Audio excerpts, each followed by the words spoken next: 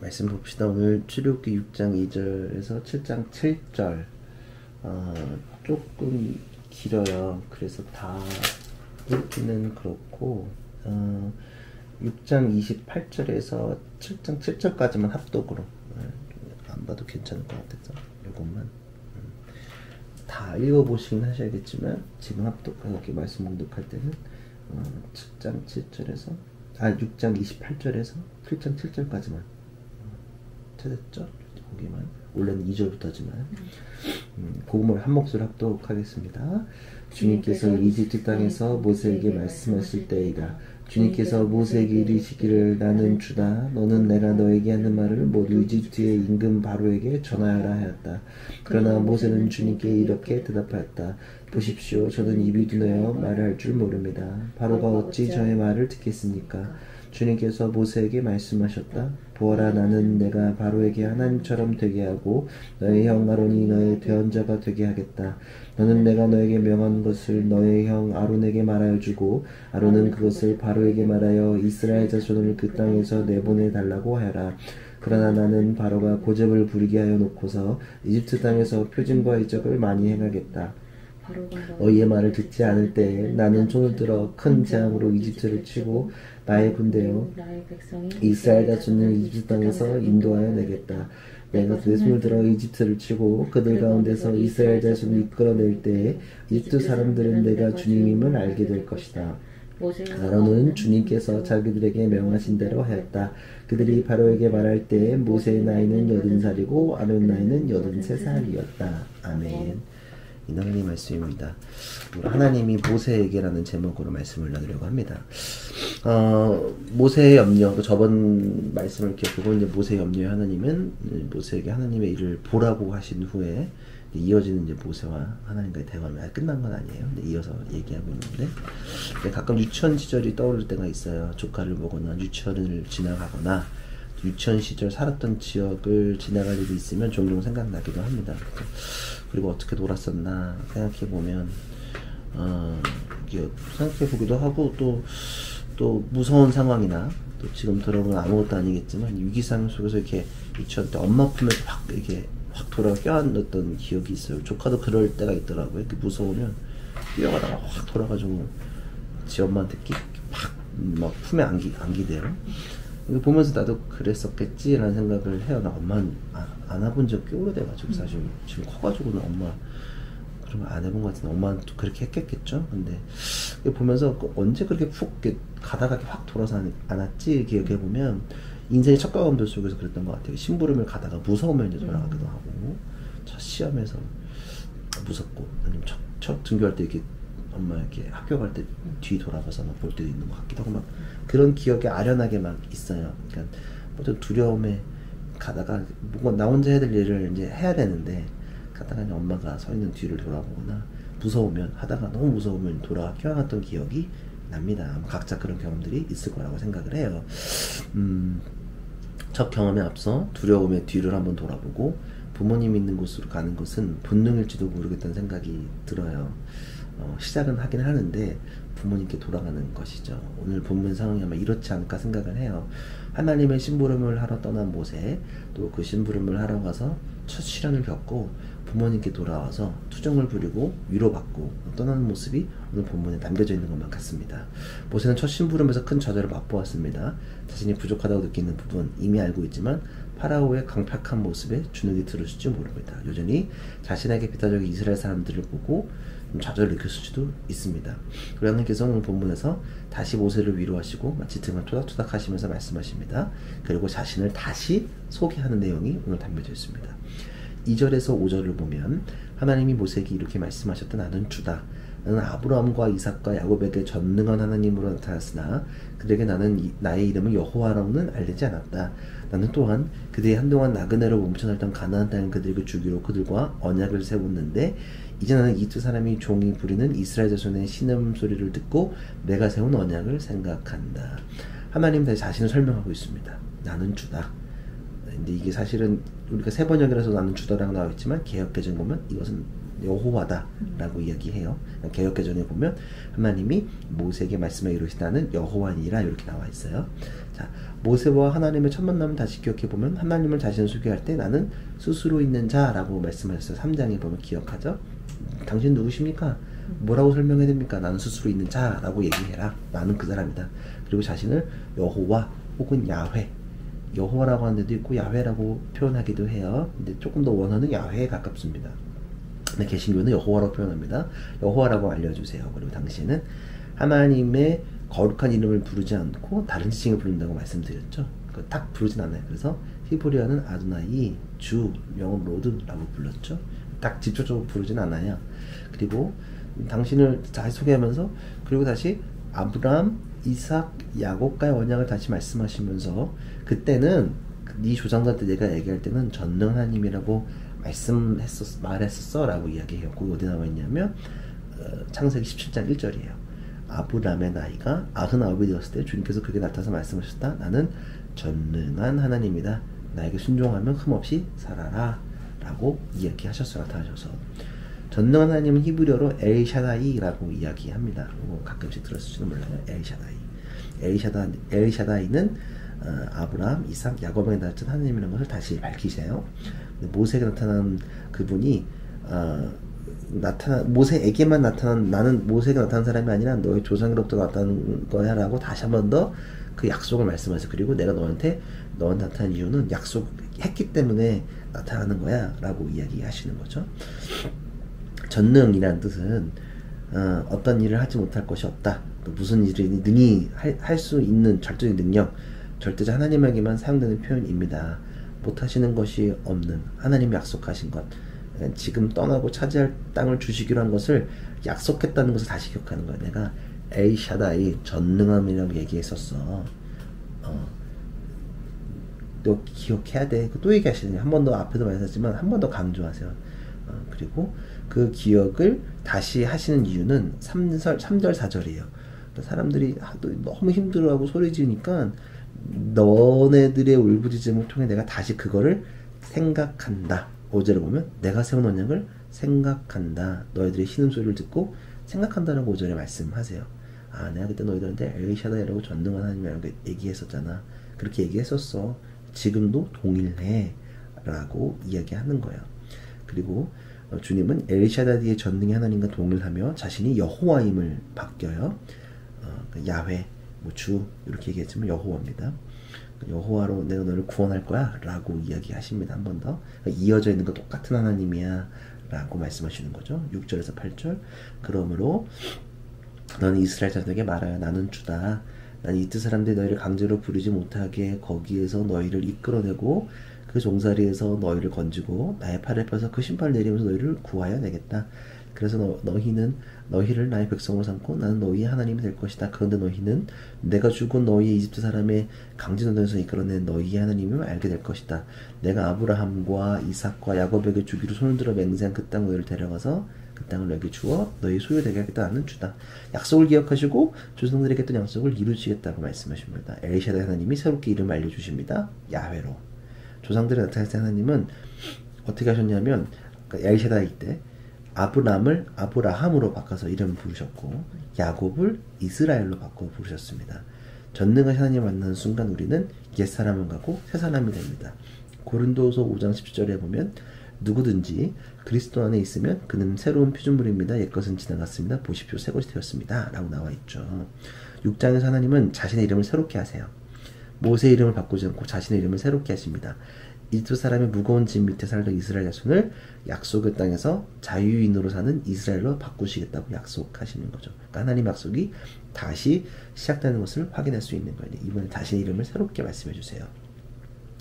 그리고 하나님의 약속을 이스라엘에게 전하지만 그들은 듣진 않아요. 잘 또 안 들어. 징그러워 죽겠어요 진짜. 9절에서 13절 모세가 이스라엘 자손에게 이와 같이 전하였으나 그들은 무거운 노동에 지치고 기가 죽어서 모세의 말을 들으려고 하지 않았다. 주님께서 모세에게 이르셨다. 너는 이집트 왕 바로에게 가서 이스라엘 자손을 그의 나라에서 내보내라고 하여라. 이에 모세가 주님께 아뢰었다. 이스라엘 자손도 저의 말을 듣지 않는데 어찌 바로가 저의 말을 듣겠습니까? 저는 입이 둔하여 말할 줄 모릅니다.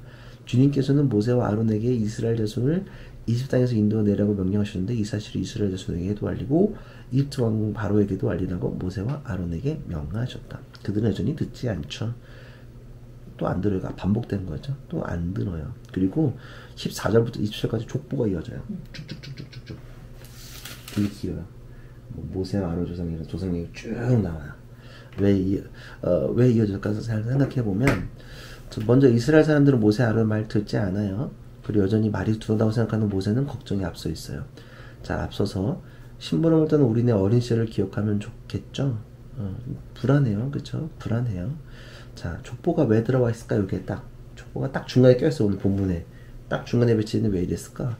근데 정확하게 해석이 된 건 없지만 잘 생각해보면 족보의 기능은 차이점을 강조하는 것보다 가족과 민족의 통일성을 강조하게 돼요. 그쵸? 같은 핏줄에 있다. 가문의 영속성을 강조하면서 연속성에 있어요. 1대손, 2대손, 3대손, 4대손 연속성에 있다는 것을 알리고 있다는 거죠. 그러니까 족보를 통해서 하나님의 은혜와 약속이 이어지고 있음을 다시 강조하는 거예요. 앞에서도 하나님께서 조상 얘기를 하셨단 말이에요. 아브라함과 이삭과 야곱, 그러니까 족보를 말씀하시면서 은혜의 연속성이, 그때 그 은혜가 내려오고 지금 너희들한테 있다라고 얘기하는 거죠. 그리고 자신의 정당성을 찾지 못하고 있는 모세에게 딱 적당한 상황이에요. 아론과 모세가 어디에서부터 왔고 그들의 연속성을 강조함을 볼 수 있어요. 그리고 레위 지파에서만 제사장이 나올 수 있다는 것을 알 수 있죠. 우리는 레위 지파면 제사장이 나오는데 모세와 아론이 하나님의 명령을 수행하며 이스라엘 자손을 위해 봉사할 자격이 충분히 있다고 밝히는 거예요. 레위 지파야, 걱정하지 마. 아니, 넌 다 확인한 거야. 내가 다 준비했어. 연속성에 있어. 그러니까 정당성이 분명하게 있는 거야. 할 수 있어. 괜찮아. 라고 말씀하시는 거예요. 26, 27절 이스라엘 자손을 부대별로 편성하여 이집트 땅에서 인도하여 내라는 주님의 본부를 받던 이들이 바로 이들 아론과 모세이고, 이집트 왕 바로가 가서 이스라엘 자손 내보내려게 말한 이들도 바로 이들 모세와 아론이다. 이스라엘은 이집트 군대와 대결하게 돼요. 그리고 군대와 싸워 이기는 것을 보게 될 거야. 하나님께서 약속하셨으니까. 근데 모세와 아론은 어떻게 보면 하나님이 임명하신 이스라엘 군대의 리더가 되는 거예요. 오늘 군대라고 얘기하셨죠. 그리고 군대를 이끈 사람은 강력한 리더십이 필요해요. 그 힘이 모세와 아론에게 주어진 것이죠. 그러니까 족보를 통해서 하나님이 모세와 아론이 태어나기 전부터 계획하셨다는 것을 한 번 더 말씀하시는 거예요. 정당, 너는 충분히 이 군대를 이끌 리더가 된다. 라고 족보를 통해서 말씀하시는 거죠. 자, 족보를 더 설명할 수 있지만 다른 내용은 나중에 또 기회 되면 민수기 넘어가면 하겠습니다. 자, 28, 30절 주님께서 이집트 땅에서 모세에게 말씀하실 때이다. 시간도 지났어요. 주님께서 모세에게 이르시길 나는 주다. 너는 내가 너에게 하는 말을 모두 이집트 임금 바로에게 전하여라 하셨다. 그러나 모세가 주님께 이렇게 대답하였다. 보십시오. 너는 입이 두뇌 말을 할 줄 모릅니다. 바로가 어찌 저의 말을 듣겠습니까? 여전히 우리 모세는 말에 대한 컴플렉스가 존재해요. 계속 말 못하겠다. 두렵다. 안 된다. 1절, 2절 주님께서 모세에게 말씀하셨다. 보아라. 나는 내가 바로에게 하는 처럼 되게 하고 너의 형 아론이 너의 대언자가 되게 하겠다.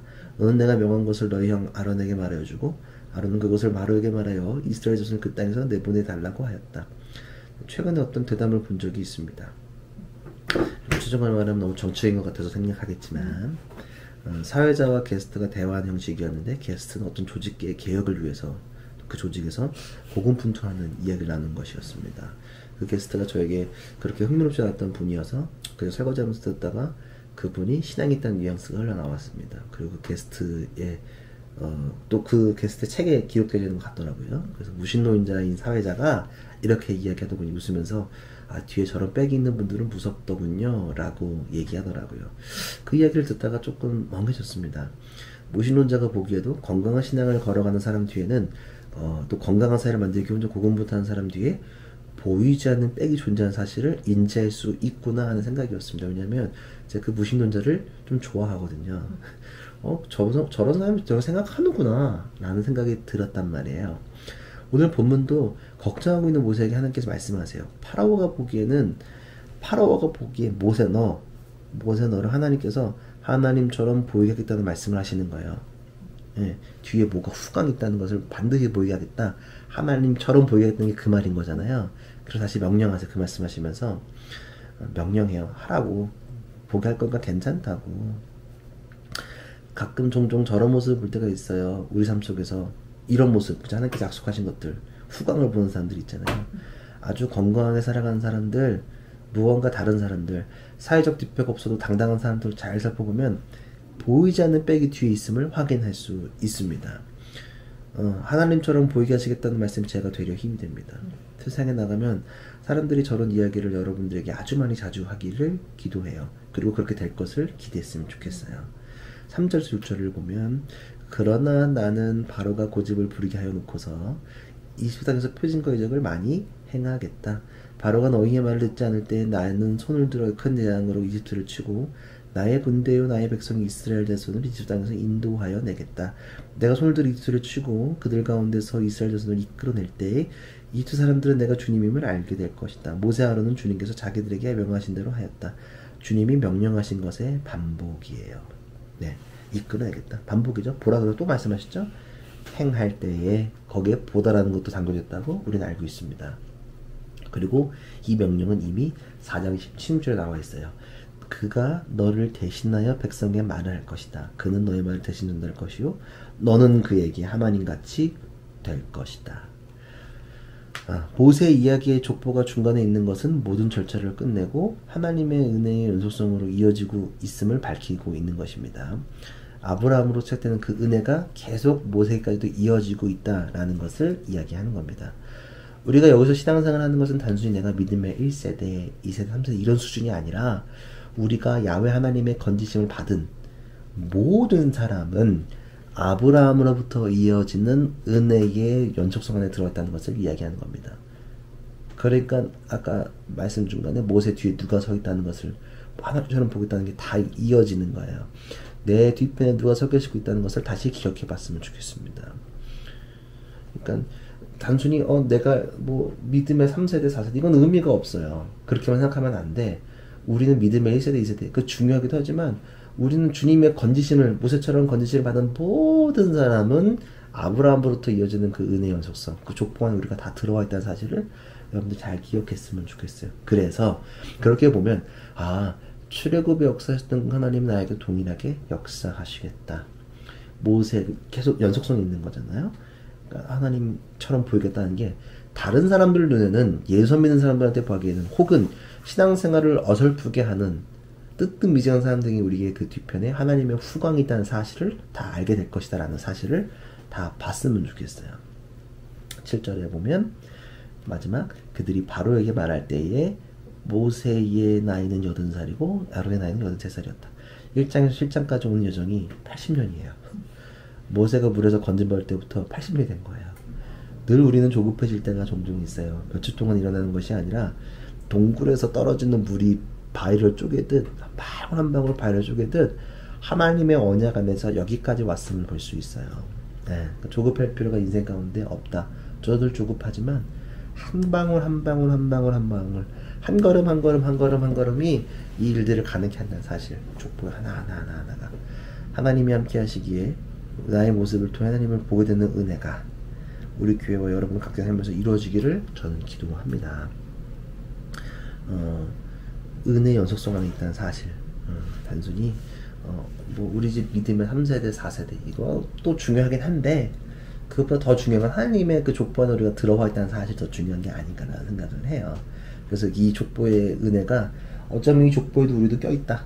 예수 그리스도 우리도 이 족보에 껴있다는 사실을 잊지 않았으면 좋겠고, 근데 이 족보 아브라함부터 이 모세에 이르기까지 한 방울 한 방울께서 시간을 갖고 그 약속을 지키시기 위해 준비했다는 사실을 기억했으면 좋겠어요. 그래서 우리의 걸음 하나하나가 우리 삶 속에서 저 바위 같은 사람, 저 믿지 않을 것 같은 사람, 우리 집 바위 같은데 괜찮거든요. 왜냐면 한 방울 한 방울 한 방울 이게 그 가족을 어느 순간 탁 쪼갤 거예요. 말씀으로. 그래서 바로 서게 하실 거고, 또 믿지 않는 친구들, 또 정말 우리가 보기에 이해 안 되는 교회들, 또 상황들이 우리의 걸음 한 걸음 한 걸음 한 걸음이 그렇게 보이지 않을까. 아까 제가 소개했던 조직을 개혁하는 사람도 혼자서 한 걸음 한 걸음 가고 있는 거거든요. 그래서 분명히 일어날 것 같아요. 그리고 호스트가 얘기했던 것처럼 뒤에 백이 있는 것 같다. 그런 얘기가 우리 가운데 일어났으면 좋겠고, 저도 옛날에 그런 종종 얘기를 들었었는데 지금은 그런 얘기 안 듣는 것 같아. 아닌가? 하고 있는 또 모르겠어. 사람들은 좀 겁없이 하고 있는 모습을 보면서 그런 모습을 보일지 모르겠지만 어쩌면 이 우리에게도 일어날 수 있다는 사실을 잘 기억하면서 주님께 나아갔으면 좋겠습니다.